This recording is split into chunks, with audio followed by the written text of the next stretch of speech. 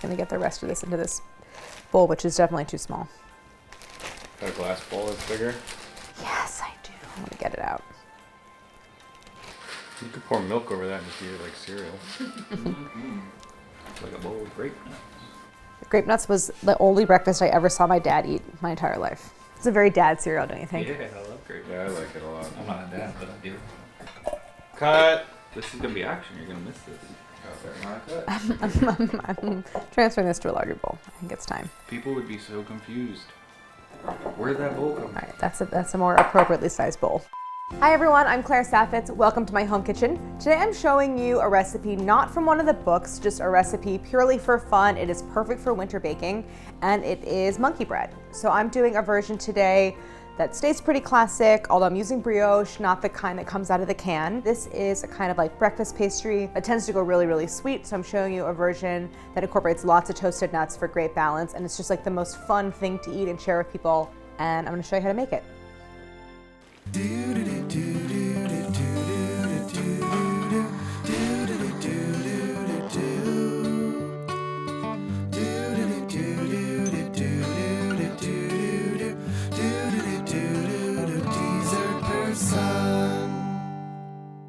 What is monkey bread? Okay, so monkey bread, I did some reading up on the origins. Apparently it has its roots in like I think it was a Hungarian bread or pastry. It takes an enriched yeast bread and you make these little sort of like marbles of dough. You dip them in butter, then in cinnamon sugar, and you like form them into the bottom of a tube pan or a bundt pan. They rise and puff, you bake it, and then you turn the whole thing out and it is like this sort of pull apart, cinnamon sugary, almost like little, if you cross like a donut hole with a cinnamon bun and baked it. So I made some brioche dough last night. Check out our episode right here for how to make the dough. You could use any enriched yeasted dough that you like. Like if you have a great cinnamon roll recipe, use that recipe. In Dessert Person, there's like a sweet yeasted dough that you could use that's perfect too, or you could use brioche.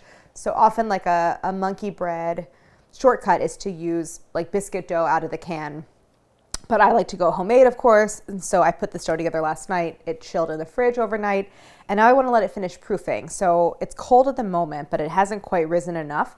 I'm going to stick it in the oven, but I also have to talk about ingredients.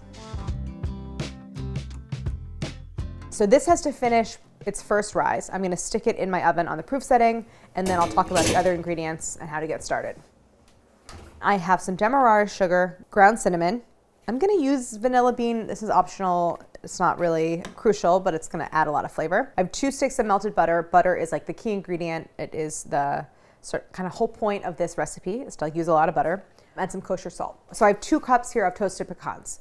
I love pecans. These are Georgia pecans that I got over the summer when the peach truck came to visit. They're delicious. They're whole pecans, but you could use pieces. You could use walnuts.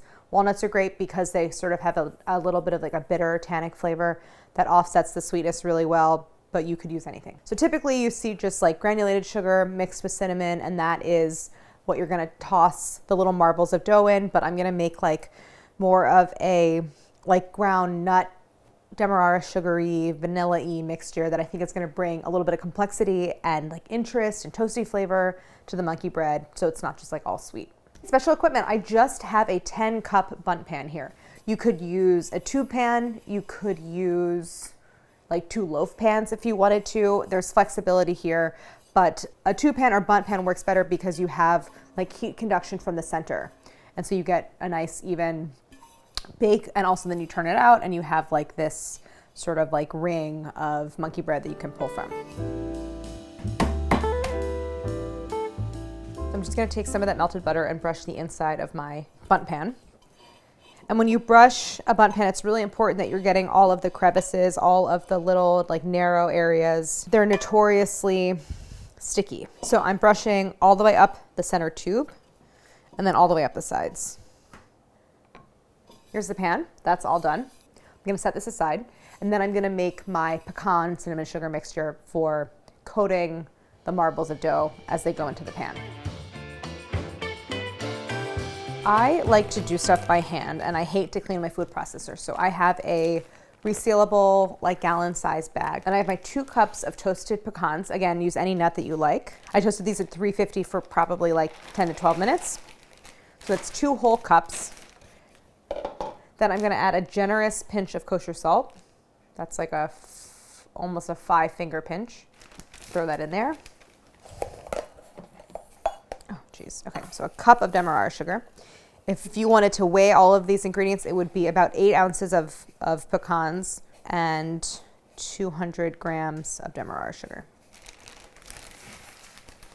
Okay, and now a tablespoon of ground cinnamon. And now I'm going to add the seeds scraped from a half a vanilla bean. I'm just cutting through one side of it so that I can open it up and expose the seeds inside. And then turn the knife over, use the blunt side, and scrape down the length of the bean. And you get out all these seeds. And then I go back for like a second and third scraping because I want to make sure I'm really getting everything out of there. And this is going to go in as well. Just scrape it off the knife. Oh, this bag smells so good. Then, of course, with the empty vanilla pod, because there's still so much flavor in that pod, I'm going to stick it in my steeping vanilla mixture. All I want to do is break this mixture down so the nuts are finely ground and I have something like a coarse meal, and that's going to like mix in all the sugar and cinnamon and salt and vanilla and make this like incredibly flavorful mixture. I love the texture and kind of like pleasant, gritty, I want to say grittiness, but not in a bad way, of like a ground nut. It's so satisfying, and pecans are perfect for this. So I have my rolling pin. You could use like the bottom of a heavy saucepan. And I'm just gonna bash, oh, sorry, just apologize to the cutting board. You're just gonna bash these up. And just shake all this up. Everything kind of just gets mixed up in the bag together. Gonna dump out my pecan and sugar mixture. So I have some bigger bits of nuts, which I'll also sprinkle in, but then mostly I have this kind of like finely ground mixture. It's gonna be really good. So I have my dough. It's gotten nice and puffy. It got a little warm on that proof, so some of the butter is like gotten a little soft, but that's okay. If you can, it's best to work with cold dough at this stage. So what you can do is, if you want to set yourself up in the evening and then like bake the next day, you can make the dough, let it rise at room temp for a little bit until it's probably like 50% expanded in size, and then let it go the rest of the way in the fridge overnight. And then you just pull it out and it's ready to go. I'm going to scrape this out onto my surface, and I can just do it right on this cutting board. And I want to flatten it out. So I have my rolling pin. Oh God, so sticky. Because the dough got a little soft in that proofing setting, I need a little bit of flour. So as you're doing this, you want to kind of knock some of the gas out and flatten out the dough. So you have some bubbles over here. And you don't need this to be any particular shape. I mean, it will make your life a little bit easier if you can get it into something resembling a square or a rectangle. And now I'm going to use my rolling pin, and I want it just to be even. It doesn't matter what shape you get. Really, it's just about the thickness. So you want it to be about a 1/2 inch thick. And as long as it's something square-ish or rectangular-ish, you'll be okay, because I'm going to basically cut this into a grid. Now you could just use like your a knife or a bench scraper to cut this, but I'm going to use a wheel cutter because it's faster. So I want to do this into a grid. I would say of approximately like 1 inch between cuts, but it might be a little more. But you don't have to be too precise. I think mostly you just want the pieces to be the same size. These are such different sizes. I'm going to do these separately. I want to individually coat each of these pieces in butter and then dust it in my pecan mixture. So what I'm going to do is, and it's kind of a little tedious because you have to do it a whole bunch of times. So what I want to do is just quickly sort of form each one of these into a little ball, and that's going to help me get like an assembly line going so that I can quickly do my dipping. It's also going to help ensure that everything's proofing at the same rate. When I'm forming them into balls, I'm kind of just gathering like the 4 points and then rolling it like this between my hands. This is a great thing to do like as a family. Claire, what do you think of all Cal's work? Cal's work looks amazing. I would say, I would think that that was like a very experienced dough handler based on the work. With some teamwork, we rolled all of the little portions that I cut into spheres, and now it's time to dip, coat, and scatter into the pan. I have a fork here for dipping because I think that it's easiest rather than getting your hands into the butter.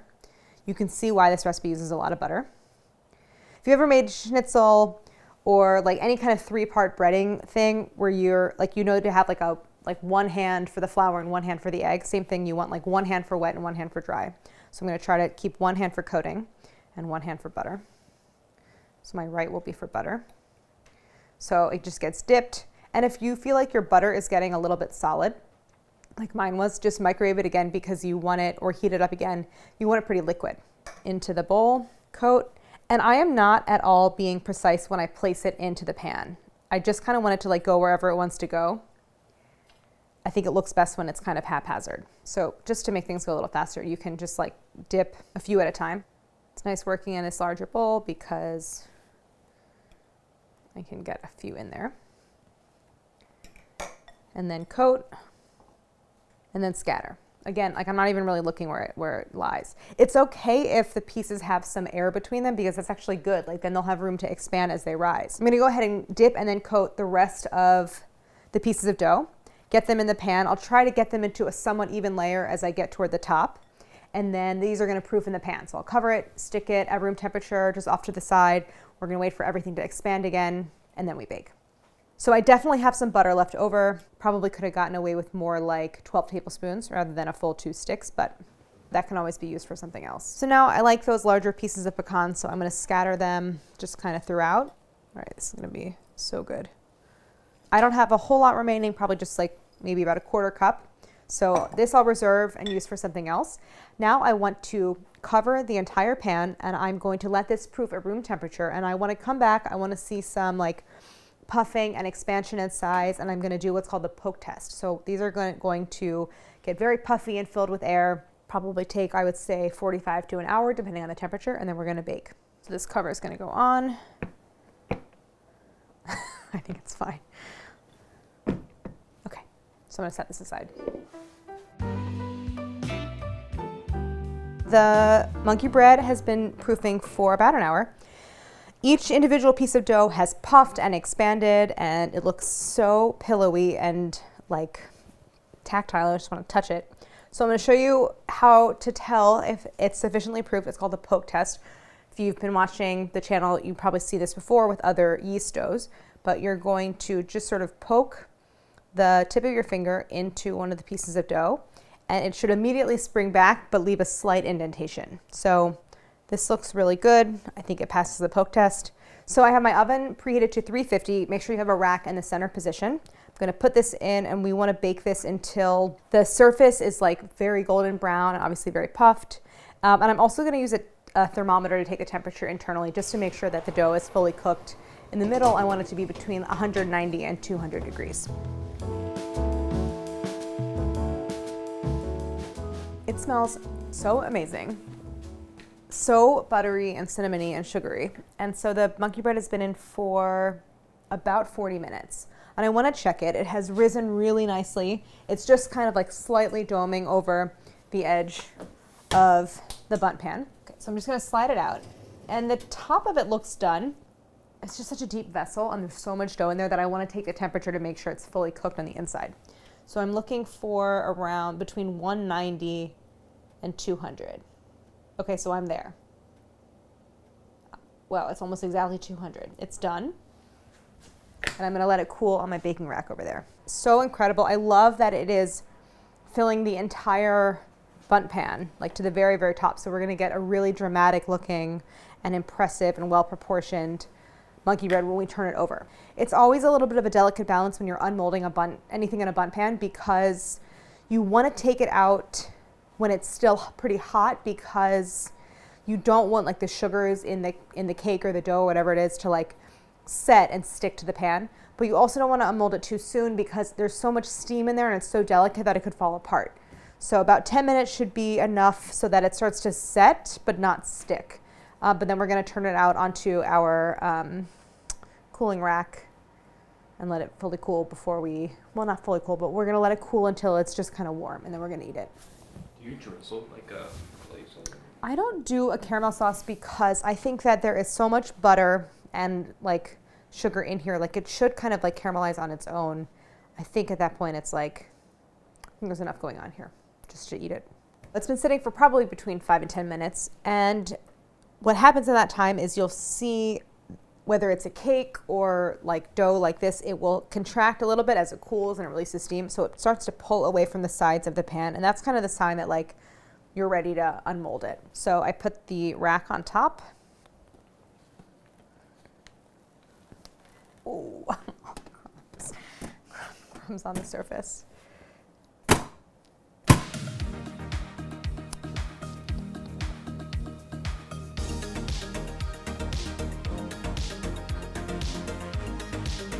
Well, it's beautiful. Minnie, why do I get the feeling you're waiting for it to not come out? Okay, wow, it looks so good. It was maybe still a little hot. I had a little bit of separation here, but I can basically like spackle that back together. Even though I don't serve it with a caramel sauce, you can see that there's areas where a caramel has formed because of the butter and the sugar and everything mingling together. You can see like the outlines of the individual pieces. I love how they kind of like fuse together into something that looks like a cake, but as soon as you go to take a piece, it's going to naturally separate. It's been resting for maybe a half an hour, and I'm going to slide it onto a serving plate. Oh God. Is it coming apart? Yeah.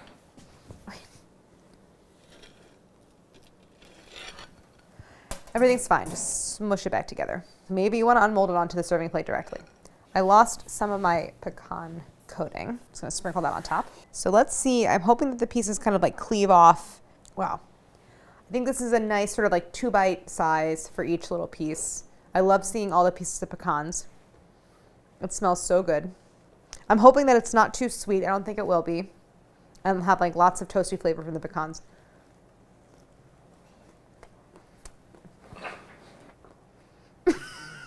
What's going on in there? No, that's fine. He's In the hallway? thrown up on the laundry room carpet. Great. Oh, Archie. Just gonna focus on what's in front of me. It really is kind of like an inside out cinnamon roll. And having added all those pecans, even more so because now we have like all those toasty little bits of nuts. And to me, it's like better than a cinnamon roll because I think what happens with cinnamon rolls sometimes is like the exterior can dry out and it becomes a little bit hard. And this, within one sort of like small package that's just 2 or 3 bites, you get all of the texture of a cinnamon roll, but still like a fluffiness that I think is often missing. This recipe is really fun to make. It's great for like kids or groups because everyone can kind of participate. I think great for the holidays if you're like hosting friends and family, something you can make for breakfast, but also just like actual dessert because it's kind of both. This is a great application for brioche or a sweet yeasted dough. So satisfying and delicious. So thank you for watching, and don't forget to like and subscribe.